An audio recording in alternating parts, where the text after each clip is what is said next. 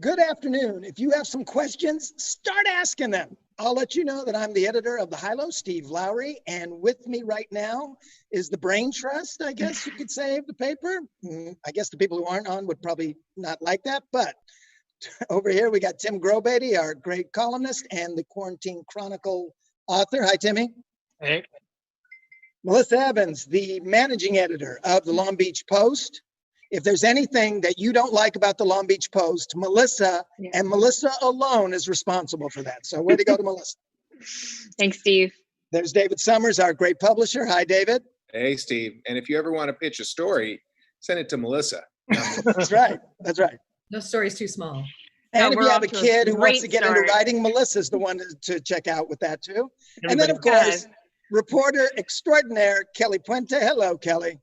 So So the past couple of weeks, I think, Melissa, it's been like 6 weeks we've been doing these live chats, and we have spoken to an amazing array of people, medical professionals, city officials, people in mental health, people who talk about great walks to take.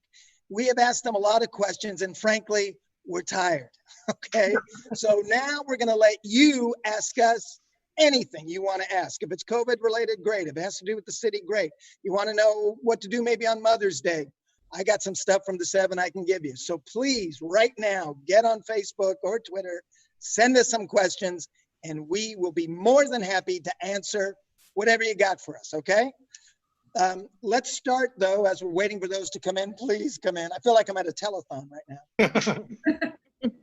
Kelly, the biggest story yesterday was actually had nothing to do with COVID, but was equally sad. It had to do with the blue heron chicks on the peninsula. You found out about this just like, I forget, it was like about noon, and ended up writing a great story. Can you tell us where that's at right now?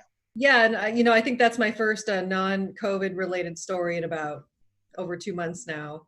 But yeah, we just gotten some tips from readers that they were doing tree trimming down on the peninsula, these 70-foot tall palm trees. And you're not supposed to do tree trimming in the middle of breeding season in the spring. And people were like, what's going on? And so they go around and they're looking for nests, and there's tons of nests all up in these trees right now. These big, great blue herons are beautiful birds. They're huge. And they build these giant nests in the top of the palm trees. And a lot of them will return to these nests year after year after they raise their fledglings. And so they started looking, and sure enough, they found a dead bird, a dead baby fledgling on the ground in one of the trees that they just trimmed. So residents called the city, got down there, and the city put a stop to it. But the biggest question is, who approved this? I mean, the city with their contractor with the tree trimmers, came out. And so I talked to Craig Beck, director of the Public Works, yesterday, and Craig was actually, to his credit, very candid and said, we screwed up basically, and we don't know who approved this.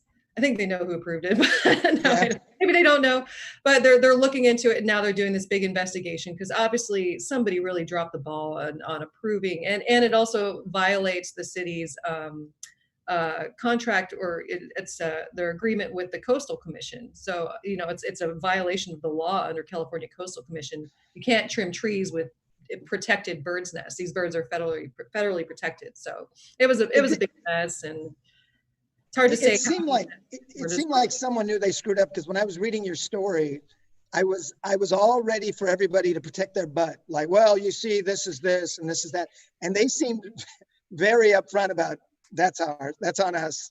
Because it's pretty blatant ball drop.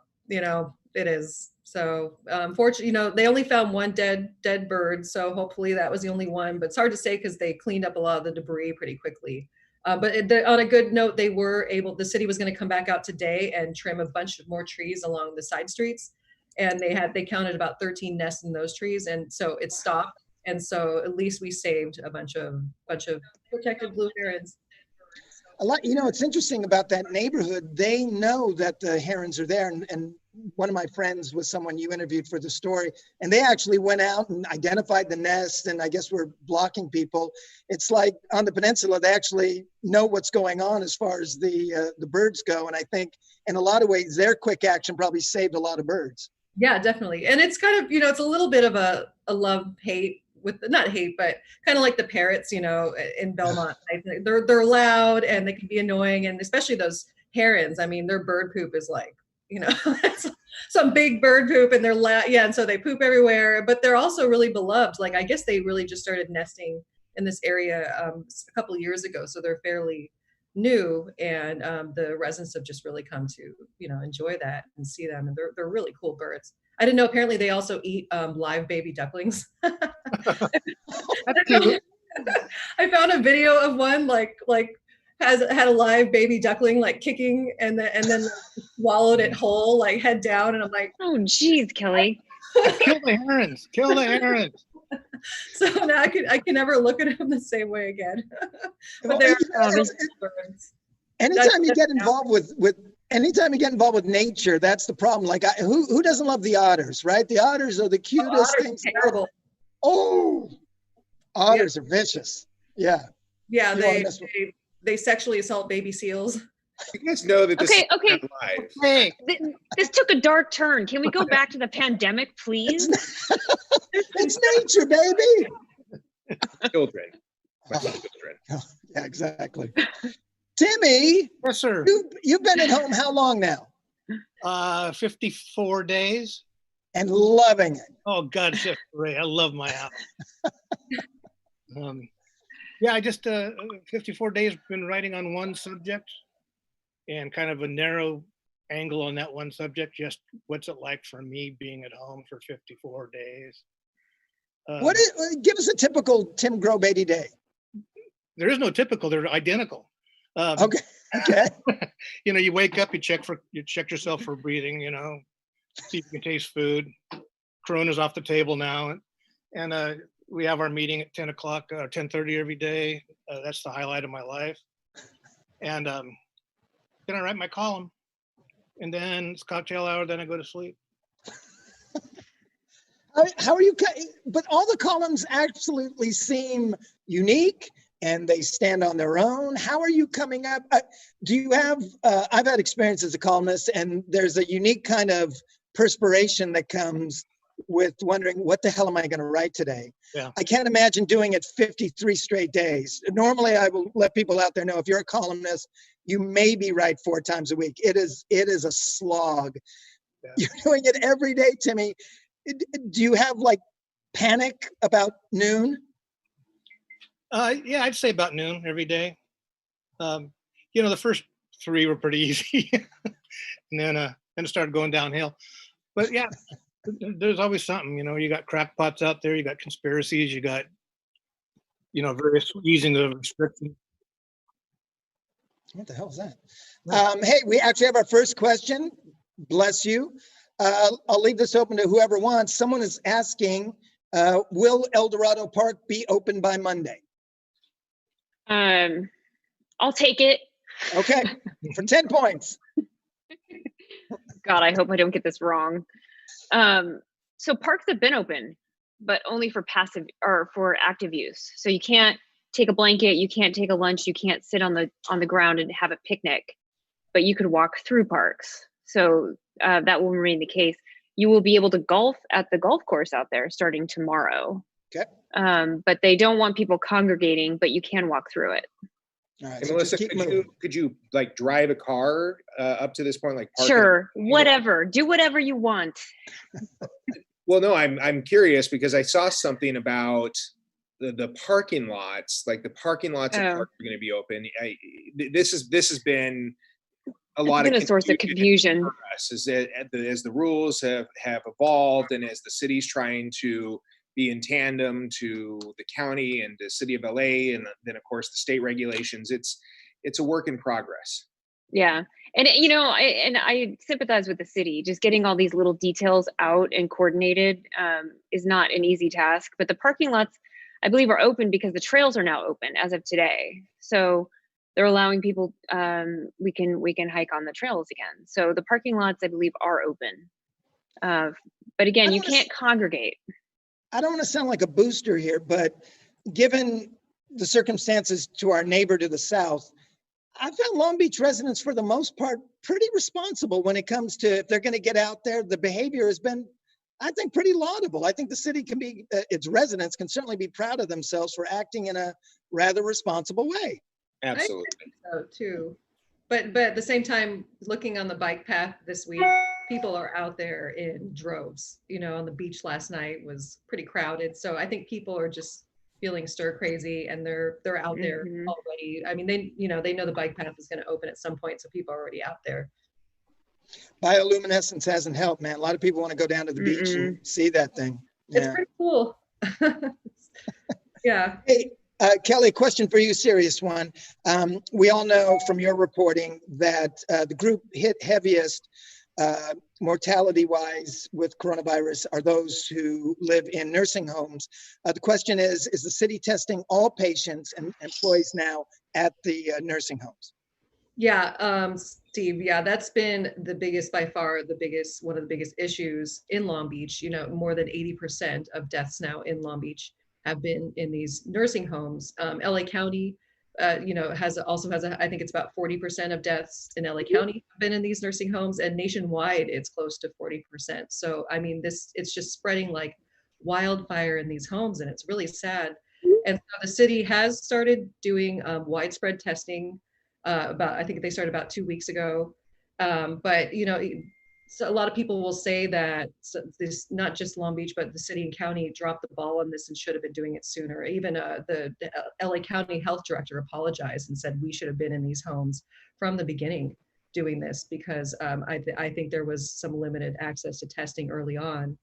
And at this point, it's just, you know, when it gets into some of these homes, it just spreads. And the most concerning one we're seeing is Broadway by the Sea, where I think there are over 80 cases now. There's it's about 50 residents and close to around 30 staff members. So this is a smaller, well, they have about 90 beds, but it's a dense nursing home area in a dense part of town. So I think they're really trying to figure out what went on there right now. Obviously concerned about the senior citizens, but also the people who work there are going into a situation like at Hollywood by the Sea where they know this is rampant. Do we know, are there some people who are refusing to go in now and saying, look, man, this isn't what I'm getting paid $15 an hour to do? Yeah, no, in Long Beach, we haven't seen that. And the city's been providing protective gear for them as well. I think the city said this week that they've supplied over 1 million pieces of personal protective equipment. But we did see that in San Bernardino, I think I want to say San Bernardino County, Riverside, where staff, healthcare workers walked off. They just basically walked out of a nursing home and they had to evacuate all the residents. Like they just basically did a strike and just walked out saying they didn't have care. So no, these workers are in a very tough position, and I feel for them. And I mean, you know, it's a very difficult job and they're at super high risk right now. So it's really sad for everyone. Another question, keep them coming. Another 2 police officers tested positive for COVID. Why aren't the police wearing masks, and will they all be tested? Anybody want to take that one? You know, I saw that question come up and I was just looking because Jeremiah wrote a big story about this yesterday. So I just pulled up that story just so I'm not saying anything that's not accurate. The department, I mean, the city is offering free testing to all frontline personnel, whether they're symptomatic or not. So everyone who works for the police department, which has over 800 employees, can be tested. But so far, they have record of only, I think 132 have so far been screened for COVID. So pretty low percentage, but yet they don't know how many may have been tested in private labs. So it may be more than that. They have received personal protective equipment, face masks. The light just went down, sorry. But you know, this was a really good story that Jeremiah wrote. We posted it yesterday. It just, some of the officers talk about, you know, when you're chasing a suspect or you're interacting with the public in an emergency situation, it's very difficult sometimes. So that's basically, they've been given the equipment. The department acknowledges that there was some lags in some miscommunication in that area, but they have been given the equipment. They are being offered testing. It's just a matter of wearing it. And I I feel for a police officer or fire out there who's responding to a situation. It's difficult to just think about your mask. I had a police officer in my family. He's retired now. And one thing that's always comes up when you're in that line, everyone loves the firemen, right? They're the greatest. Police officers, on the other hand, it's much more polarizing. And one of the things that can happen, like it did with my relative, is sometimes police officers can get a us and them kind of syndrome going, right? Because they feel like other people are kind of out to get them. I have to imagine this situation, if you already feel that way, can only intensify that. The idea that anybody you come in contact with might not only be a danger to your immediate safety, but your long-term safety. And Jeremiah just responded in the comments that all officers can get tested, but it's not mandated, it's not required. Interesting. Question number 4. Did you think the city council will extend the ban on rent evictions? What do you think? We're hearing some movement on that. I haven't looked to see the supplemental agenda for city council next week, but I think it's realistic that a discussion about extending rent freeze could be considered, or possibly extending beyond the state's orders. I think that's very likely if it hasn't already dropped for the supplemental for next week. Something probably will happen on that soon as a discussion or consideration. This person also asked about what do you think the unemployment rate is for Long Beach? Do we have one, or are we just lumped in with Long Beach with LA County? I haven't seen specific numbers. Obviously, the new numbers came out, and it is at its highest level now since the Great Depression, not just the Great Recession.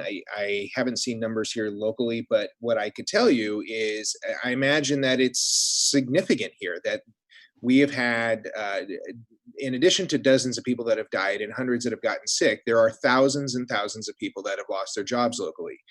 Our largest employment sector and the second largest economic sector in the city is the hospitality and tourism sector.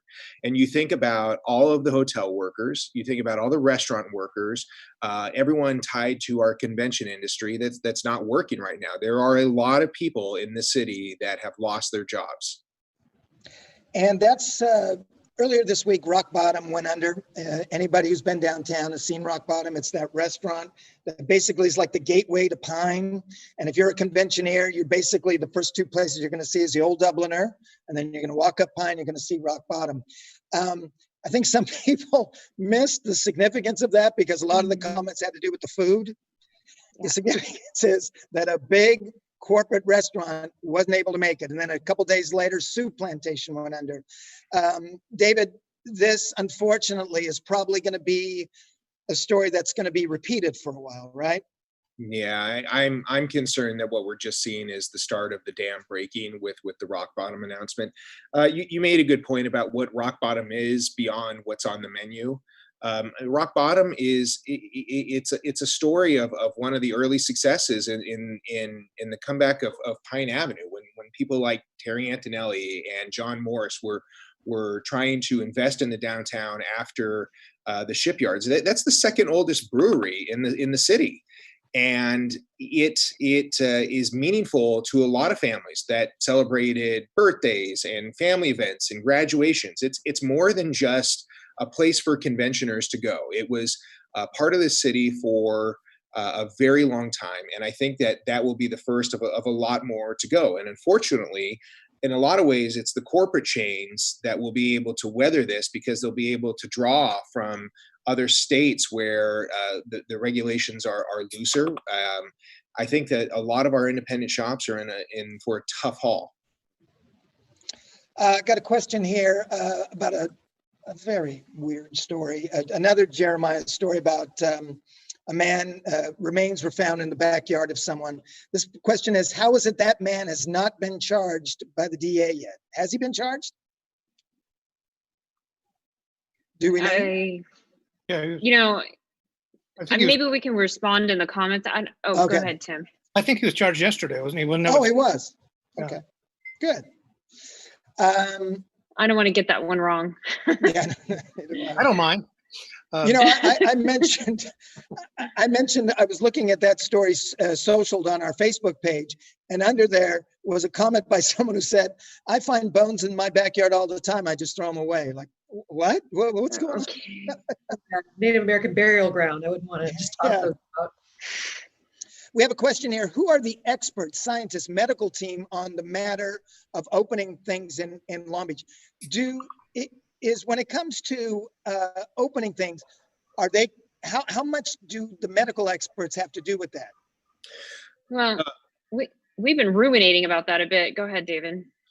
Well, I know Melissa can talk to you a little bit about the infrastructure around the health department, but we are in a unique position in Long Beach because we're one of 3 cities in the state that have our own health department.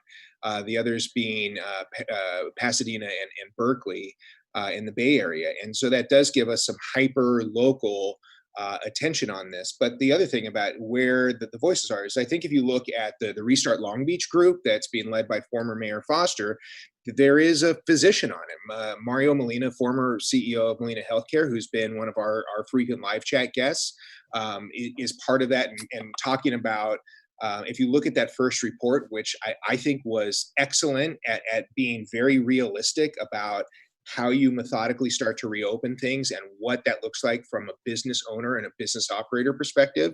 I'm glad personally to see that the city and that panel has a science and a medical representation on it, and people that respect that public health is different than medicine, which has been a big part of our conversation is understanding that public health is a very different thing from medicine in this case.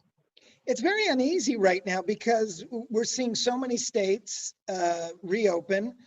And the fact is the numbers in many states are still going up. It almost feels like they're not opening because it's time. They're opening because, well, we've been closed a while, so let's just do it, even though nothing actually supports this. I don't know.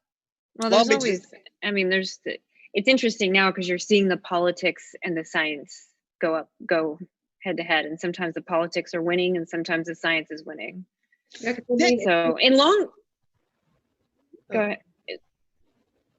If you look at hospitalization rates, I mean, we're at about 40, around 40, between 40 and 50, and in a city of 500,000 people, I mean, it's relatively low and it's been stable and it's going down. So in a lot of ways, we're seeing lower numbers. If you don't know, a publisher of a paper like David is involved a lot of times, a lot of business stuff. And David, I want to ask you, the Long Beach business community, have they been pushing to reopen? Have they been, for the most part, kind of, hey, we'll take your lead? Have they been agitating to open businesses again? Yes. Yeah. That's a really good question. This has been very eye-opening, this process, because I think that you're seeing a couple things. There's a lot of people that are saying that this is business versus politician, that this is Republican versus conservative, that this is right versus wrong. One of the things that I'm really seeing is a generational difference in that there are a lot of people who don't physically run the institutions of our community anymore, whether it's the chamber or the city manager's office or elected officials who are still around, but they're not the ones that are in the decision-making roles anymore. And so they're seeing that others are making the decisions, and so they're adding their voice to it. And there's a lot of knowledge and talent and experience in that, but we also are still part of a larger ecosystem of cities and counties and unincorporated communities where we're not an island. The line about a virus doesn't understand where a city boundary ends is true. I've talked about it. We've talked about it here about you can go to streets in East Long Beach and like El Dorado Park Estates East, where it's not that Orange County or Los Alamitos start on the other side of the creek or the other side of the major intersection. It's literally this house on this street is in LA County and in Long Beach, and this house is in Orange County, where you've got 2 different issues. Or Signal Hill, which we completely surround in Long Beach, which is its own city, but falls under LA County Public Health. Or Carson Park, which is this unincorporated island, totally surrounded by city of Long Beach, up by, where's Carson Park, Tim? Like Hartwell Park, up by Prisk, and Browning, where those folks aren't even in a city at all, and they're completely under the jurisdiction of the county. So from a business perspective, one size does not fit all. I think that we have to understand that there are state rules and laws that we can't jump ahead of. And I think that people are still really learning about the impacts, because we are learning more about this every day. We don't have a lot of information. And so things have to move methodically, which is what we're seeing in the business community. Jeremiah was supposed to have the day off. Chimed in and said, I can answer about the question before. It's still possible he will still be charged. The DA is still reviewing the case, but it will revolve around complicated questions about what exactly caused the man's death, which could be one reason it's taking so long. So there you go. Thank you, Jeremiah. Thank you, Jeremiah. Now go play with your kids. Hey, this was lovely. We actually had a few questions left, but we can get to them next time. I think we should do this again. It's fun to every now and then just stop and let you do the work, which has really worked for me professionally. So want to thank everybody on the panel. Most of all, I want to thank our readers for reaching out to us and asking questions. We will see you on Monday. Who do we have coming up on Monday? Do we know? We have Chris Lowe with Cal State Long Beach Lab, the marine biologist, and he's going to talk about a possible increase in great white sharks off the coast now that less people are out there. And he's also going to talk a little bit about the red tide and the jellyfish we're seeing. So I think that's going to be a really interesting one. Chris is great. We had him on the podcast once. He's the best. Yeah. Okay. Thanks, guys. Thanks, Steve.